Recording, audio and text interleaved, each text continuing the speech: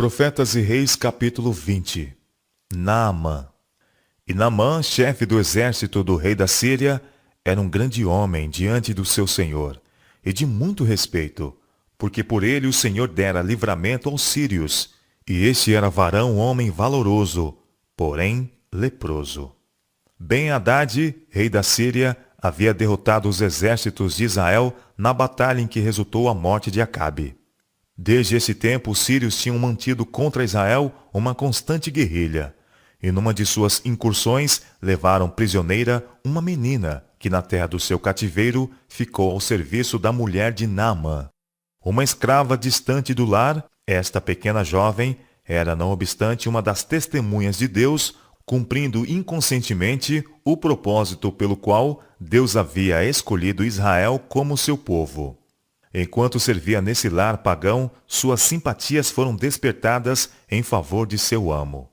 E lembrando os maravilhosos milagres de cura operados por Eliseu, ela disse à sua senhora: Oxalá que o meu senhor estivesse diante do profeta que está em Samaria.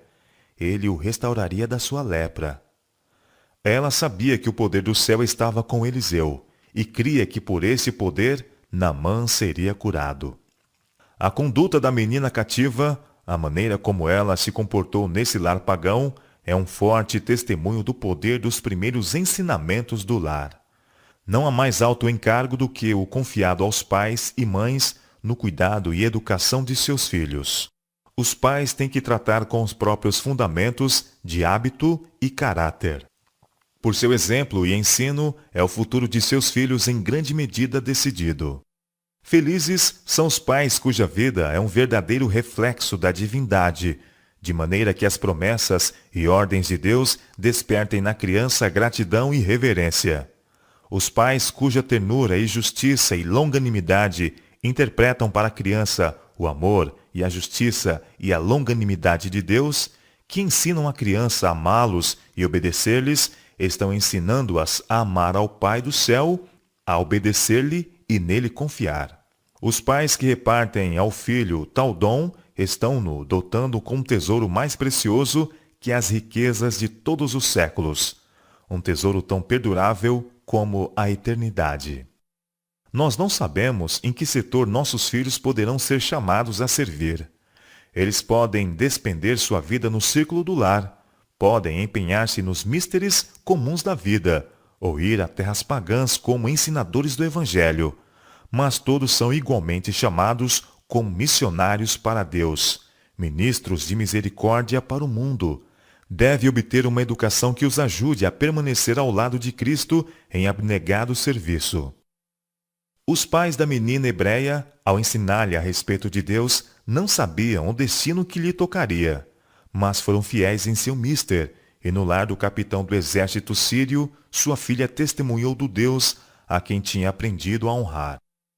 Naamã ouvira a respeito das palavras que a menina dissera à sua senhora, e obtendo permissão do rei, saiu em busca da cura, tomando consigo 10 talentos de prata e 6.000 siclos de ouro e 10 mudas de vestidos. Levou também uma carta do rei da Síria ao rei de Israel, na qual estava escrita a mensagem: Eu te enviei Naamã, meu servo, para que o restaures da sua lepra. Quando o rei de Israel leu a carta, rasgou seus vestidos e disse: Sou eu Deus, para matar e para vivificar, para que este envie a mim, para eu restaurar a um homem da sua lepra? Pelo que deveras notai, peço-vos, e vede que busca ocasião contra mim. Notícias do acontecimento chegaram até Eliseu, e ele mandou uma mensagem ao rei dizendo: Por que rasgaste os teus vestidos? Deixai-o vir a mim, e saberá que há profeta em Israel. Veio, pois, Naamã com seus cavalos, e com seu carro, e parou à porta da casa de Eliseu. Por intermédio de um mensageiro, o profeta ordenou-lhe: Vai e lava-te 7 vezes no Jordão, e a tua carne te tornará, e ficarás purificado. Naamã havia esperado ver alguma maravilhosa manifestação do poder do céu. Eis que eu dizia comigo, confessou ele, certamente ele sairá, e pôr-se-á em pé, e invocará o nome do Senhor seu Deus, e passará sua mão sobre o lugar, e restaurará o leproso. Quando lhe ordenou que se lavasse no Jordão, seu orgulho foi ferido, e em mortificação e desapontamento exclamou: Não são porventura Abana e Farfar, rios de Damasco, melhores do que todas as águas de Israel?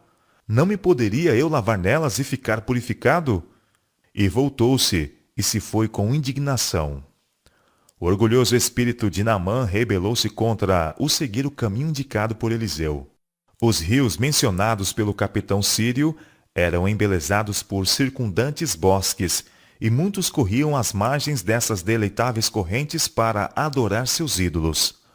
A Naamã não custaria grande humilhação de alma descer a uma dessas águas, mas era unicamente seguindo as específicas indicações do profeta que ele poderia alcançar a cura. Somente voluntária obediência traria o resultado desejado. Os servos de Naamã insistiram com ele para que pusesse em prática as indicações de Eliseu. Se o profeta te disser alguma coisa grande, porventura não o farias? Apelaram eles. Quanto mais dizendo-te ele, lava-te e ficarás purificado. A fé de Naamã estava sendo provada, enquanto o orgulho lutava para predominar.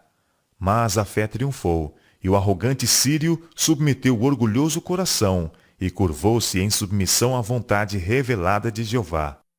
7 vezes ele mergulhou no Jordão, conforme a palavra do homem de Deus, e sua fé foi honrada, e a sua carne tornou como a carne do menino, e ficou purificado.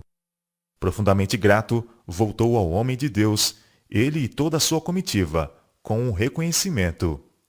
Eis que tenho conhecido que em toda a terra não há Deus, senão em Israel. Conforme o costume da época, Naamã pedia agora a Eliseu que aceitasse um custoso presente, mas o profeta recusou. Não devia ele receber pagamento pela bênção que graciosamente Deus havia outorgado. Vive o Senhor, disse, em cuja presença estou, que não tomarei. O sírio insistiu com ele, mas ele recusou. E disse Naamã, seja assim. Contudo, dê-se a este teu servo uma carga de terra de um jugo de mulas, porque nunca mais oferecerá este teu servo holocausto nem sacrifício a outros deuses, senão ao Senhor.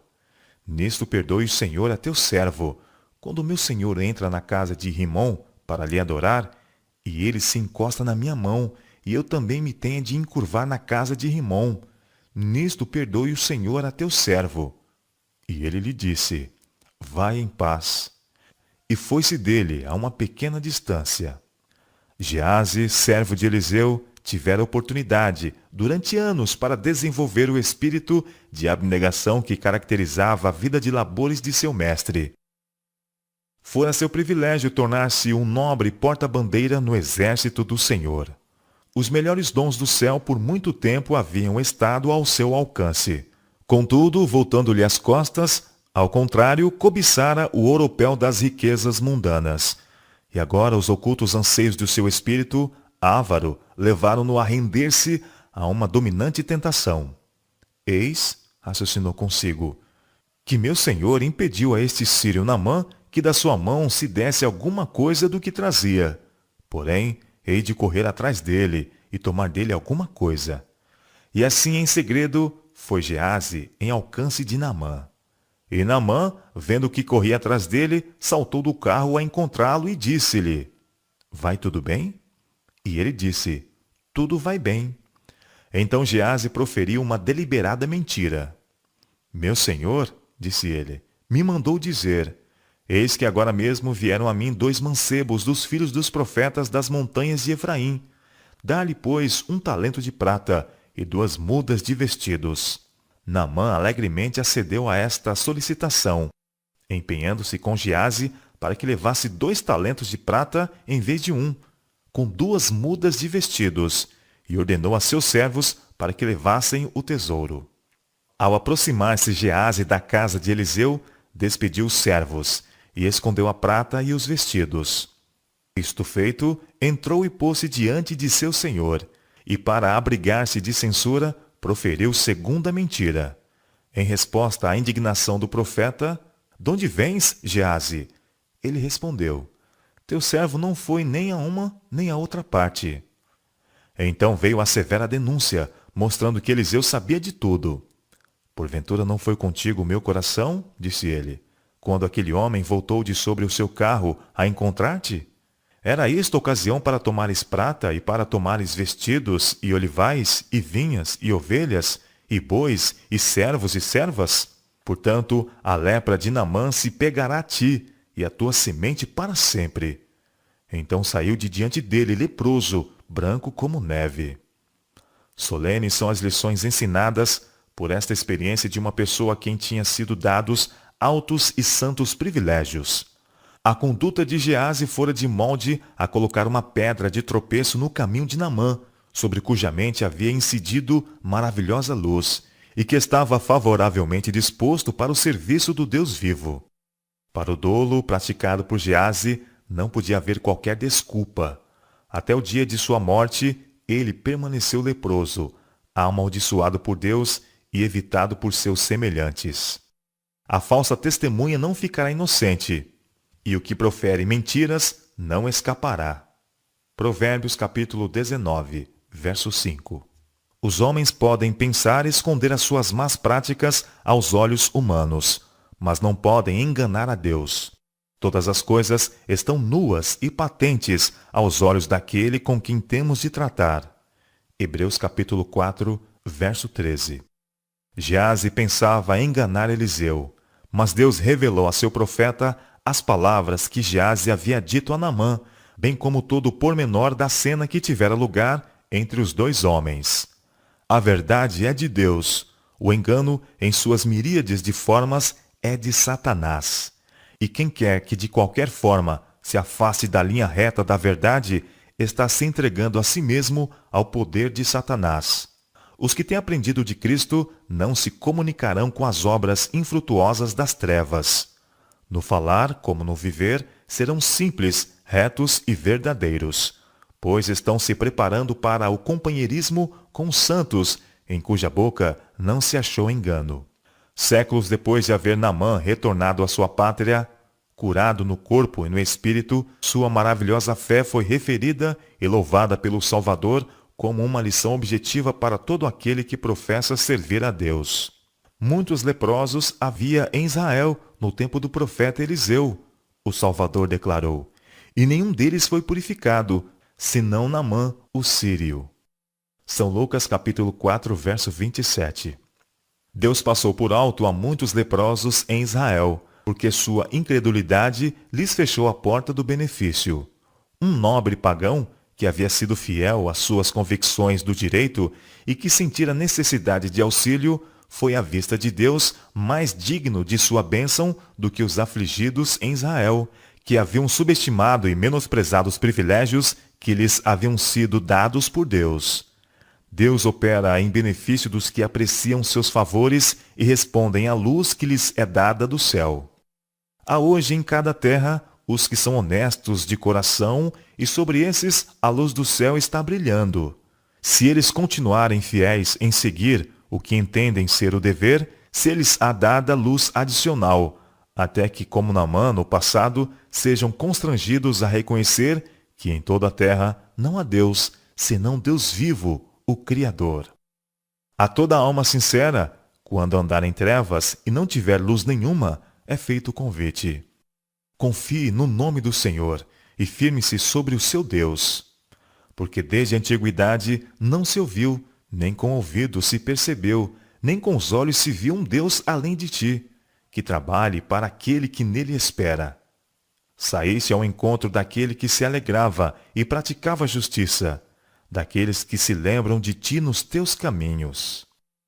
Isaías capítulo 50, verso 10 e Isaías capítulo 64, versos 4 e 5.